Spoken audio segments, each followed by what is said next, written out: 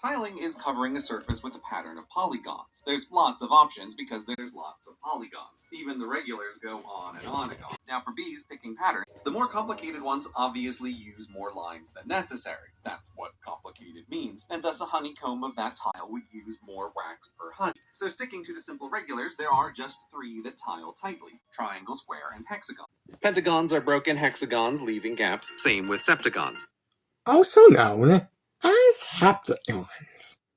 Octagons are alright, but they're no hexagon, which leaves the tiling trio which tile differently. A square is a square of squares, which is a square of squares, and so on.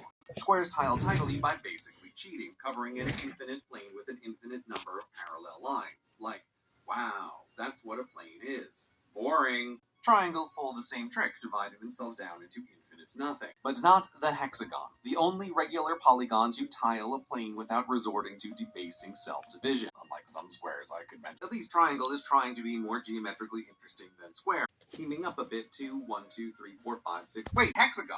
The other shapes can't help it. They just want to be the bestagon. Even some of the irregulars, like rhombus, tile by hexagoning. Same with your tracheus tiles and deltoid trihexanogals and your crystal rhombles and florid pentanogals. Look, they're all just hexagons. Even chirotiles, or pentagons, tile up as best they can to form a lumpy hexagon.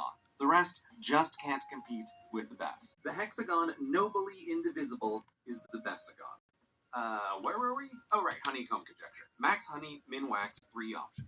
Yes, there's this circle, a shape defined by the least perimeter for the most area, but that only works when you need just one. Pack circles, and this is the best they can do. Look at all that wasted space. And even if you pack the gaps, you still use more wax. And again, the way these circles arrange themselves, it's almost like 1, 2, 3, 4, 5, 6 hidden hexagon. Bees use the hexagon because no shape is better to create the maximum area for the minimum wall.